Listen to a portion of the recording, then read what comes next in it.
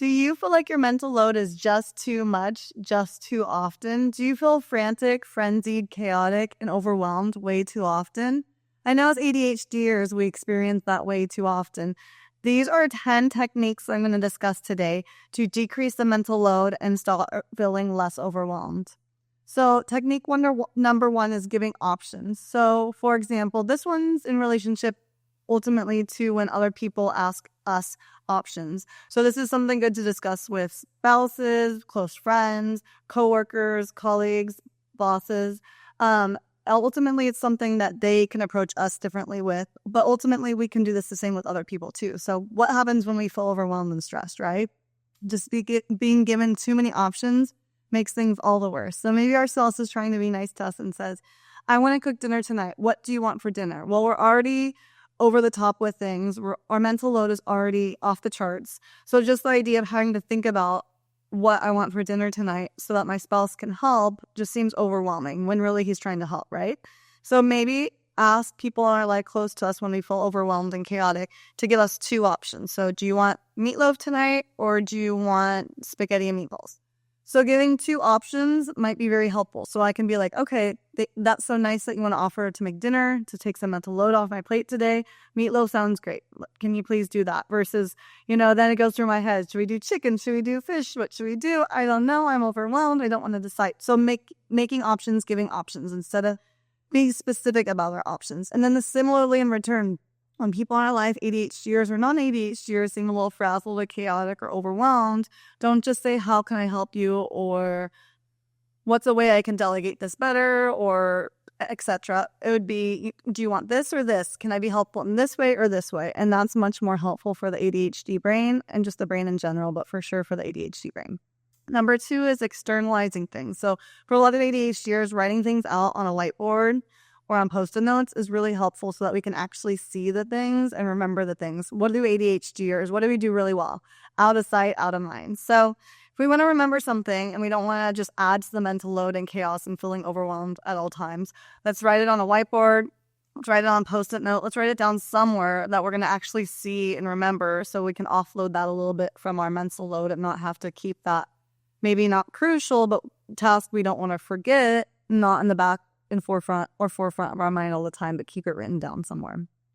Number three is create visual cues. So that's very similar. You could do it with Post-it notes. You could do it with a whiteboard, but it could even be like putting the vitamins on the table the night before. Doesn't save you time, but it helps take off that mental load that you don't even have to think about the next day. So when you get your breakfast ready the next day, you don't have to think about the vitamins or forgetting the vitamins and then having that regret.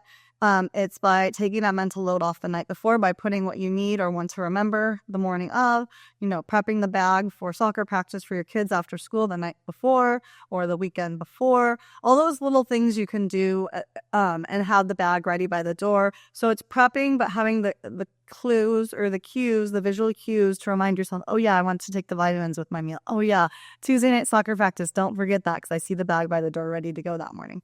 Number four is have less things to manage or have less to do or manage. So ultimately, if we want more, we need to do less.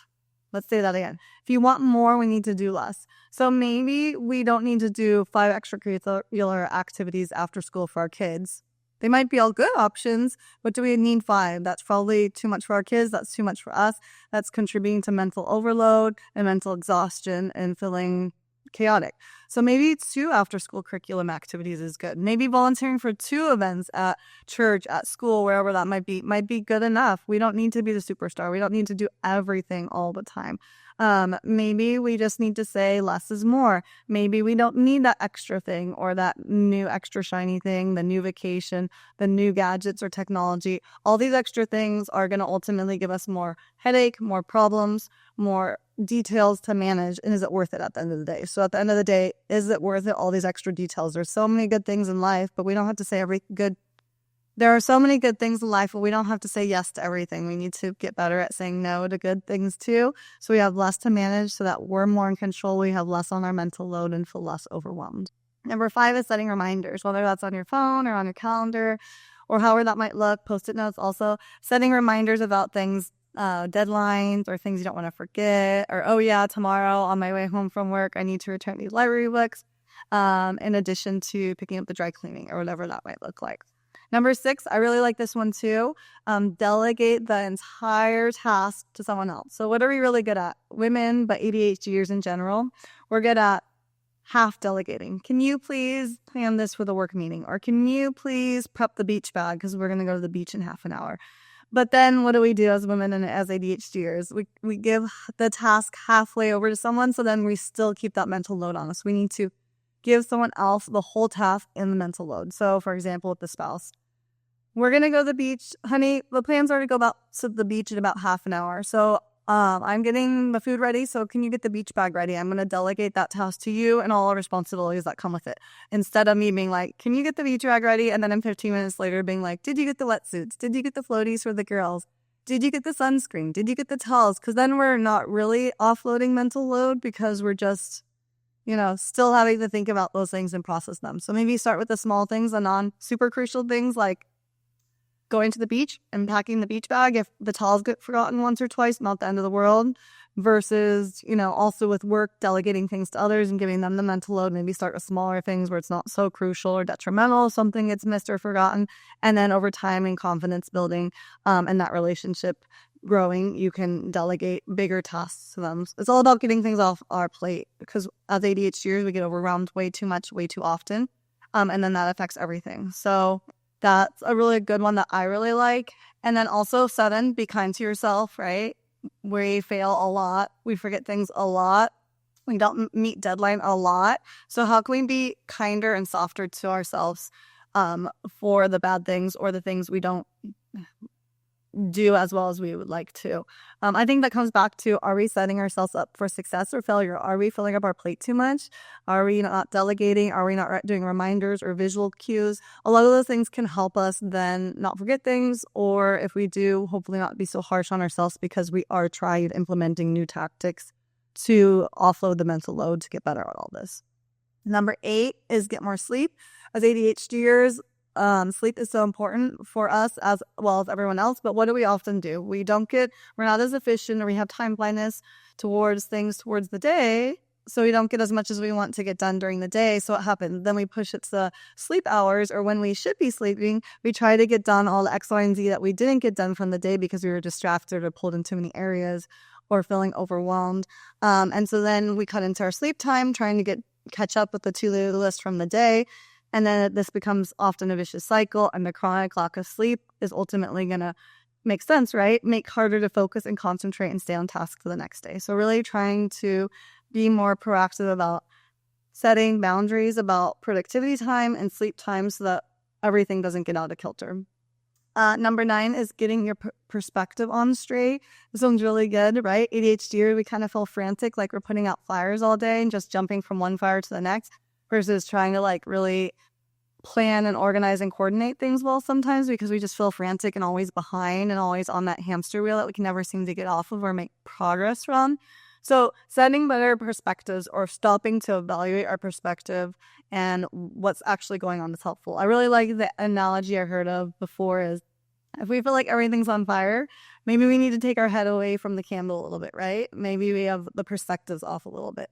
So there are important things to get done, but if everything seems overwhelming and right now and due yesterday and ASAP, then let's take a step back. Are we getting stuck in the weeds and the trees and can't see the big forest? Are we getting our head up too close and stuck too close to the candle so everything feels super urgent when maybe we can take a step back and it's not always 100% urgent right now? And then 10 is adjusting your standards and expectations. So actually setting lower standards for yourself in some areas is a good idea. Planning and figuring out ahead of time what you're okay with failing at is really helpful in this area. So we're not going to be perfect at everything, even if we try, right? We already know that. So how can we decide what we're not going to pursue, decide what we're okay failing and not being great at, in order to try to keep that mental load and that balance more stable, more balanced, more even kill? So, for example, I have a toddler and a baby at home, so I was okay with failing at my house not being clean. It's tidy enough. Is it clean and great like it used to be? No, because I have a toddler. and a baby at home. And so I'm okay failing at not having my house look perfect all the time, because that's unrealistic and that's too much of a burden or mental load for me to keep. So what are we okay with failing at? What are we okay with doing good, but not maybe at the standards we were at before, or what's not appropriate for this phase of our life, that we can take off the mental load a little bit. It's all about finding balance. If we're so out of whack and so out of balance, then we're not going to do anything great. So we need to figure out what is priority, to figure out what we want to do great, and be okay with not doing some things great. So out of the 10 things, the ones I like the best that I'm working on myself is with when I offer other people help or want to help them out or have someone help me, I try to recommend 2 options, right? Can I help you with this or this? Or someone asking me to help me, can I help you with this and this? This helps maybe offload the mental load and the overwhelm, but doesn't add to it by just giving you 2 simple options. And then the other one is delegating a whole task to someone else and the responsibilities that come alongside with that task, and getting into practice of that, because that's hard to let go of that control. But those are 2 areas that are working for me to offload the mental load so I don't feel chaotic all the time. Which 2 areas of the 10 that we discussed are helping you, or what do you want to work towards in the next few weeks to see how your mental load and your even keel in your brain can be more balanced so that you can thrive and focus and do what you want and enjoy your day?